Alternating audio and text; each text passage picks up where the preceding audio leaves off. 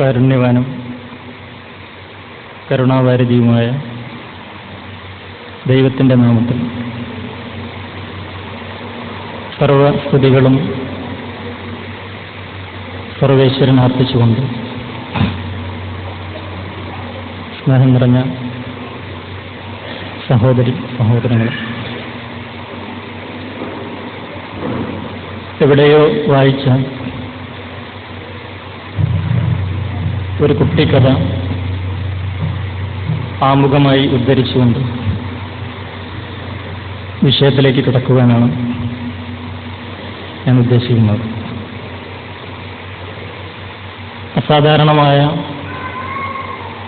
കഴിവുകളുള്ള മൂന്നാളുകൾ ഒരിക്കൽ ഒരു ഗുരുവിൻ്റെ അടുത്തേക്ക് വരികയാണ്. ശിഷ്യൻ 3 പേരെയും ഗുരുവിൻ്റെ അടുത്തേക്ക് അയച്ചു. ഒന്നാമത്തെ മനുഷ്യൻ ഗുരുവിനോട് പറഞ്ഞു, ഗുരു, എനിക്ക് ആകാശത്തിലൂടെ വളരെ വേഗത്തിൽ പറന്നു പോകുവാൻ കഴിയും. ഇത് പറഞ്ഞപ്പോൾ ശിഷ്യൻ അത്ഭുതപ്പെട്ടുപോയി. ഗുരുവിന് പക്ഷേ ഭാവമാറ്റങ്ങളൊന്നുമില്ല. രണ്ടാമത്തെ മനുഷ്യൻ ഗുരുവിനോട് പറഞ്ഞു, ഗുരു, എനിക്ക് വെള്ളത്തിലൂടെ ഓളിയിട്ട് മണിക്കൂറുകളോളം സഞ്ചരിക്കാൻ കഴിയും. ഇത് കേട്ടപ്പോഴും ഗുരുവിന് ഭാവമാറ്റങ്ങളൊന്നുമില്ല, പക്ഷേ ശിഷ്യൻ അത്ഭുതപ്പെട്ടു പോവുകയാണ്. മൂന്നാമത്തെ മനുഷ്യൻ തൻ്റെ അത്ഭുതകരമായ കഴിവ് പറയുകയല്ല, അതവിടെ കാണിച്ചു കൊടുക്കുകയാണ്. അവിടെയുള്ള ഒരു മരത്തിലേക്ക് ഓടിക്കയറുകയും അങ്ങനെ ചില്ലകൾ തോറും ചാടിക്കൊണ്ട് തൻ്റെ കഴിവുകൾ അവിടെ അവതരിപ്പിക്കുകയാണ്. ഇത് കണ്ടപ്പോഴും ശിഷ്യൻ അത്ഭുതപ്പെട്ടു പോയി. പക്ഷെ ഗുരുവിന് ഒരു ഭാവമാറ്റവുമില്ല. ഇവരെ 3 പേരെയും യാത്രയാക്കിയതിനു ശേഷം അത്ഭുതം കൂടി നിൽക്കുന്ന ശിഷ്യനോട് ഗുരു പറഞ്ഞു, ആകാശത്തിലൂടെ പറന്നു പോകുവാൻ പറവകൾക്ക് കഴിയും, പക്ഷികൾക്ക് കഴിയും. വെള്ളത്തിലൂടെ ഓളിയിട്ട് പോകുവാൻ മത്സ്യങ്ങൾക്ക് കഴിയും. ഒരു മരക്കൊമ്പിൽ നിന്ന് മറ്റൊരു മരക്കൊമ്പിലേക്ക് ചാടുവാൻ കുരങ്ങുകൾക്ക് കഴിയും. മനുഷ്യനെ സംബന്ധിച്ചിടത്തോളം ഈ ഭൂമിയിൽ മനുഷ്യനായി ജീവിക്കുക എന്നതാണ് ഏറ്റവും പ്രയാസകരം. ഇതിൽ ഈ കാലഘട്ടത്തിൽ നിന്നുകൊണ്ട് ചിന്തിക്കുമ്പോൾ നമ്മെ സംബന്ധിച്ചിടത്തോളം ഒരു വലിയ പാഠം ഉൾക്കൊള്ളുന്നുണ്ട്. മനുഷ്യനിന്ന് അവൻ്റെ ബുദ്ധിപരമായ കഴിവിലൂടെ പലതും കണ്ടെത്തി ഭൗമോപരിതലത്തിൽ നിന്ന് പറന്നുയർന്ന് ചന്ദ്രോപരിതലത്തിലെത്തി അവിടെ നിന്ന് അങ്ങോട്ട് ഗോളാന്തര യാത്രകളൊക്കെ നടത്തിക്കൊണ്ടിരിക്കുന്നു. ഈ അത്ഭുതങ്ങളൊക്കെ സൃഷ്ടിക്കുമ്പോഴും ഇവിടെ യഥാർത്ഥത്തിൽ മനുഷ്യൻ സൃഷ്ടിക്കപ്പെടുന്നില്ല. ജീവിതത്തിൻ്റെ ഓരോ മുക്കുമൂലകളെടുത്ത് പരിശോധിക്കുമ്പോഴും അധർമ്മം കൊടികുത്തി വാഴുന്ന കാഴ്ചയാണ് നമ്മൾ കണ്ടുകൊണ്ടിരിക്കുന്നത്. ഇതിന് കാരണം അറിവില്ലായ്മയാണ് എന്നൊക്കെ ഒരു കാലത്ത് ചിലരൊക്കെ നിരീക്ഷിച്ചിട്ടുണ്ട്. അതിന് ഉദാഹരണമാണ് വിക്ടർ ഹ്യൂഗോ എന്ന ഫ്രഞ്ച് ചിന്തകൻ ഒരിക്കൽ പറഞ്ഞത്, ഒരു വിദ്യാലയം തുറന്നാൽ 2 കാരാഗൃഹങ്ങൾ അടച്ചിടാമെന്നാണ്. അതിനർത്ഥം അറിവ് നൽകിക്കൊണ്ട് മനുഷ്യനെ സംസ്കരിച്ചെടുക്കാമെന്നും അങ്ങനെ കുറ്റവാസനകളിൽ നിന്ന് മനുഷ്യനെ മുക്തമാക്കി ജയിലറകൾ അടച്ചുപൂട്ടാം. പക്ഷെ നമുക്കിന്ന് അനുഭവപ്പെട്ടുകൊണ്ടിരിക്കുന്നത്, ഇന്ന് നമുക്ക് പത്രങ്ങളിൽ നിന്നും മറ്റും വായിച്ച അറിവനുസരിച്ച് ഓരോ വിദ്യാഭ്യാസ സ്ഥാപനങ്ങളോടനുബന്ധിച്ചും ജയിലറകൾ ഉണ്ടാക്കേണ്ടതുണ്ട് എന്ന് തോന്നുന്ന വിധത്തിലാണ് പലപ്പോഴും സംഭവങ്ങൾ ഉണ്ടായിക്കൊണ്ടിരിക്കുന്നത്. കുറച്ചു മുമ്പ് പത്രത്തിൽ നമ്മൾ വായിച്ചു, കൂടെ പഠിക്കുന്ന സഹപാഠിയോട് പ്രേമാഭ്യർത്ഥന നടത്തി നിരസിച്ചപ്പോൾ അടിച്ചു വീഴ്ത്തുകയാണ്. അങ്ങനെ ആ കുട്ടി ബോധം കെട്ടു വീഴുകയാണ്. കഴിഞ്ഞ ആഴ്ച നമ്മൾ പത്രത്തിൽ വായിച്ചു, ഒരധ്യാപകൻ ഒരു വിദ്യാർത്ഥിയെ 2 മണിക്കൂറോളം നഗ്നനാക്കി നിർത്തി അതിനുശേഷം ആ അധ്യാപകൻ അതിൻ്റെ ശിക്ഷ ഇപ്പോൾ അനുഭവിച്ചുകൊണ്ടിരിക്കുകയാണ്. വേറെ ചില സന്ദർഭങ്ങളിൽ വിദ്യാർത്ഥിനിയെ കയറി പിടിക്കുന്ന അധ്യാപകരെ ശിക്ഷിക്കുന്ന വാർത്തകൾ നമ്മൾ വായിക്കാറുണ്ട്. എന്ന് പറഞ്ഞാൽ വിദ്യാഭ്യാസ സ്ഥാപനങ്ങളോടനുബന്ധിച്ച് പോലും ജയിലറകൾ ഉണ്ടാക്കേണ്ടതുണ്ട് എന്ന് തോന്നുന്നിടത്തേക്ക് കാര്യങ്ങൾ എത്തിക്കൊണ്ടിരിക്കുന്നു. അതിനർത്ഥം അറിവ് നൽകിക്കൊണ്ട് മാത്രം മനുഷ്യനെ മനുഷ്യനാക്കാൻ സാധ്യമല്ല.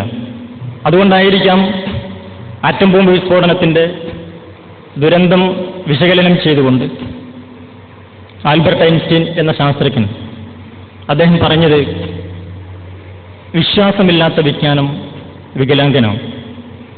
അവിടെ നിർത്തിയില്ല, വീണ്ടും അദ്ദേഹം പറഞ്ഞു, വിജ്ഞാനമില്ലാത്ത വിശ്വാസം അന്ധനുമാണ്.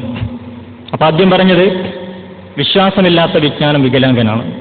അതിനോട് ചേർത്തും വീണ്ടും പറഞ്ഞത് വിജ്ഞാനമില്ലാത്ത വിശ്വാസം അന്ധനുമാണ്. ഇത് രണ്ടും നമ്മൾ യഥാർത്ഥത്തിൽ ഈ കാലഘട്ടത്തിൽ അനുഭവിച്ചുകൊണ്ടിരിക്കുന്നു. രോഗിയുടെ വൃക്ക മോഷ്ടിച്ചെടുക്കുന്ന ഒരു ഡോക്ടറെ സംബന്ധിച്ചിടത്തോളം ഈ ഡോക്ടർ അറിവില്ലാത്തത് കൊണ്ടല്ല ഇത് ചെയ്യുന്നത്. തനിക്ക് കിട്ടിയ അറിവ് ഉപയോഗിച്ചുകൊണ്ട് വിദഗ്ധമായി രോഗിയുടെ കിഡ്നി തട്ടിയെടുക്കുകയാണ്. വിദ്യാർത്ഥികളെ കയറി പിടിക്കുന്ന അധ്യാപകൻ ഇത് ചെയ്യുന്നത് അറിവില്ലാത്തത് കൊണ്ടല്ല. കുറച്ചു മുമ്പ് പത്രത്തിൽ വായിച്ചു, ഒരു പത്രത്തിൽ എഡിറ്റോറിയലായിട്ട് തന്നെ ആ വിഷയം വന്നിരുന്നു. ഗുജറാത്തിലുള്ള ഒരു കമ്പ്യൂട്ടർ എഞ്ചിനീയർ അദ്ദേഹത്തിൻ്റെ 80 വയസ്സ് പ്രായമുള്ള മാതാവിനെ ചുട്ടുകൊല്ലുകയാണ്. കാരണം അന്വേഷിച്ചപ്പോൾ പറഞ്ഞത് സമയത്തിന് രുചികരമായ ഭക്ഷണം കിട്ടുന്നില്ല എന്നതാണ്. അപ്പോൾ സമയത്തിന് രുചികരമായ ഭക്ഷണം കിട്ടാത്തതിൻ്റെ പേരിൽ 80 വയസ്സ് പ്രായമുള്ള മാതാവിനെ ചുട്ടുകൊല്ലുന്ന കമ്പ്യൂട്ടർ എഞ്ചിനീയറെ സംബന്ധിച്ചിടത്തോളം അക്ഷരം കൂട്ടി വായിക്കാൻ അറിയാത്ത പ്രശ്നമല്ല. അറിവിനപ്പുറത്തുള്ള ഒരു തിരിച്ചറിവിൻ്റെ അഭാവം മനുഷ്യ സമൂഹത്തിൽ എവിടെയും പ്രകടമാണ്. ഇതുകൊണ്ട് തന്നെയാണ് ആൽബർട്ട് ഐൻസ്റ്റീൻ പറഞ്ഞത്, വിശ്വാസമില്ലാത്ത വിജ്ഞാനം വികലാംഗനാണ്.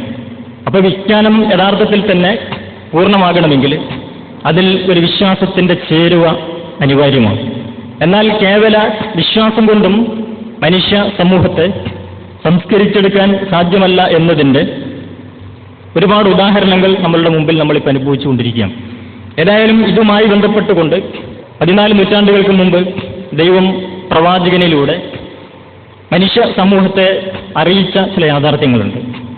അതുമായി ബന്ധപ്പെട്ടുകൊണ്ട് പ്രവാചകന് ദൈവം നൽകിയ അറിവുകളുടെ സമാഹാരമാകുന്ന ആ വിശുദ്ധ ഖുർആൻ എന്ന വേദഗ്രന്ഥത്തിൻ്റെ അവതരണം ആരംഭിച്ചത് തന്നെ ഇഖ്റ ബിസ്മി റബ്ബിക്കല്ലദീ ഖലഖ് എന്ന് പറഞ്ഞുകൊണ്ടാണ്. പ്രവാചകനോട് പറഞ്ഞത്, അലയോ മുഹമ്മദ്, നിന്നെ സൃഷ്ടിച്ച നിന്റെ നാഥന്റെ നാമത്തിൽ വായിക്കുക എന്നാണ്. ആദ്യമായി പ്രവാചകനോട് ദൈവം കൽപ്പിച്ചത് നമസ്കരിക്കാനല്ല, ആദ്യമായി കൽപ്പിച്ചത് നോമ്പെടുക്കുവാനോ ആചാരാനുഷ്ഠാനങ്ങൾ നിർവഹിക്കാനോ അല്ല. പ്രവാചകനോട് ആദ്യമായിട്ട് കൽപ്പിക്കുന്നത് ദൈവത്തിൻ്റെ നാമത്തിൽ വായിക്കുവാൻ വേണ്ടിയാണ്. അപ്പം എന്തിനാണ് വായിക്കാൻ പറഞ്ഞത് എന്ന് ചോദിച്ചു കഴിഞ്ഞാൽ നമുക്കറിയാം, വായന എന്നത് അറിവിൻ്റെ ഖജനാവ് തുറക്കുന്നതിനുള്ള ഒരു താക്കോൽ കൂട്ടമാണ്. വായനയിലൂടെ മനുഷ്യൻ അറിവ് നേടാം. പക്ഷെ കേവലം അറിവ് നേടിയതുകൊണ്ട് മാത്രം മനുഷ്യൻ മനുഷ്യനാവുന്നില്ല. അതുകൊണ്ട് അവിടെ വായനയ്ക്ക് തന്നെ മാനദണ്ഡം നിർണ്ണയിക്കുന്നു. വായന നടക്കേണ്ടത് ദൈവത്തിൻ്റെ നാമത്തിലായിരിക്കണം. അപ്പോൾ ദൈവനാമത്തിലായിരിക്കണം വിജ്ഞാനാന്വേഷണം നടത്തേണ്ടത് എന്ന ഒരാഹ്വാനം അവിടെ നമുക്ക് കാണാൻ പറ്റും.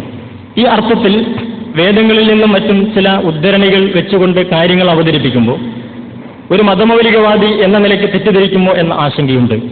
എന്തുകൊണ്ട് അങ്ങനെ ആശങ്കപ്പെടുന്നു എന്ന് ചോദിച്ചാൽ, ഞാൻ ഒരു മതവിശ്വാസി അല്ല എന്നതുകൊണ്ടാണ്. അപ്പോൾ വീണ്ടും സംശയമുണ്ടാകും. ദൈവത്തോടുള്ള പ്രാർത്ഥനയോടുകൂടി വിഷയം അവതരിപ്പിച്ചു തുടങ്ങുകയും അതിനുശേഷം വേദഗ്രന്ഥത്തിൽ നിന്ന് കാര്യങ്ങൾ ഉദ്ധരിക്കുകയും ചെയ്യുമ്പോൾ എങ്ങനെയാണ് ഒരു മതവിശ്വാസി അല്ലാതിരിക്കുക? ഞാൻ പറയുന്നത്, ഞാനൊരു മതവിശ്വാസിയല്ല, അതേ സമയത്ത് ഞാനൊരു ദൈവവിശ്വാസിയാണ്.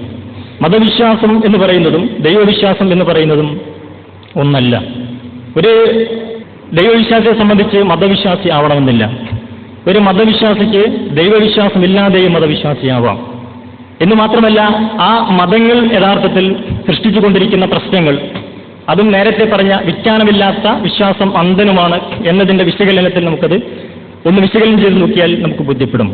കാരണം ഇന്ന് നമുക്കറിയാവുന്നതുപോലെ ഒരു ഭാഗത്ത് വിജ്ഞാന മേഖലയിൽ മനുഷ്യൻ ഒരുപാട് പുരോഗതി നേടിയിട്ടുണ്ടെങ്കിലും അതേപോലെ വിശ്വാസ മേഖലയിലും ഒരുപാട് മാറ്റങ്ങൾ മനുഷ്യ സമൂഹത്തിൽ സംഭവിച്ചുകൊണ്ടിരിക്കുന്നു. അഥവാ മതത്തിലേക്കുള്ള മടക്കം വളരെ ശക്തമാണിന്ന്. അല്ലെ, പള്ളികളും ചർച്ചുകളും ക്ഷേത്രങ്ങളുമൊക്കെ സജീവമായി കൊണ്ടിരിക്കുന്നു. ഈ പള്ളികളിലേക്കും ചർച്ചുകളിലേക്കും ക്ഷേത്രങ്ങളിലേക്കുമൊക്കെ ആളുകൾ ഇങ്ങനെ പെരുകിക്കൊണ്ടിരിക്കുമ്പോൾ യഥാർത്ഥത്തിൽ മനുഷ്യ സമൂഹത്തിൽ ഉണ്ടാവേണ്ടിയിരുന്നത് എന്താണ്? സാധാരണഗതിയിൽ ഇത്തരം ഒത്തുചേരലുകളിലൊക്കെ ആളുകൾ പൊതുവെ പറയാറുള്ള അഭിപ്രായമാണ്, മതങ്ങളെല്ലാം മനുഷ്യരോട് പറഞ്ഞുകൊണ്ടിരിക്കുന്നത് സത്യവും ധർമ്മവും നീതിയും മൂല്യങ്ങളും ഒക്കെയാണ്. അങ്ങനെയാണെങ്കിൽ മതത്തിലേക്കുള്ള മടക്കത്തിലൂടെ മനുഷ്യ സമൂഹത്തിൽ ഉണ്ടാവേണ്ടിയിരുന്നത് ധാർമ്മിക വിപ്ലവമാണ്. പക്ഷെ ഇവിടെ സംഭവിച്ചുകൊണ്ടിരിക്കുന്നത് നേരെ തിരിച്ചാണ്. എന്തുകൊണ്ടിത് സംഭവിക്കുന്നു? ഈ മതത്തിലേക്കുള്ള മടക്കം സൃഷ്ടിക്കുന്ന പ്രശ്നം നമ്മൾ ഇന്ന് അനുഭവിച്ചുകൊണ്ടിരിക്കുന്നു. എത്ര ശക്തമാണെന്ന് ചോദിച്ചു കഴിഞ്ഞാൽ എല്ലാത്തിനെയും ജാതീയ തലത്തിൽ, സാമുദായിക തലത്തിൽ, മതത്തിന്റെ തലത്തിൽ നിന്ന് നോക്കിക്കാണുന്ന ഒരു അവസ്ഥ സൃഷ്ടിക്കപ്പെട്ടിരിക്കുകയാണ്. കുറച്ചു മുമ്പ് കോഴിക്കോട് ഡയലോഗ് സെന്റർ സംഘടിപ്പിച്ച ഒരു ടേബിൾ ടോക്കിൽ അതിൽ പങ്കെടുത്ത ഒരു സാഹിത്യകാരൻ പറഞ്ഞത്, നമ്മളുടെ രാജ്യത്ത് ആരാധനാലയങ്ങൾ വളർന്നു വരുന്നത് കാണുമ്പോൾ എനിക്ക് ഭയം തോന്നുന്നു എന്നാണ്.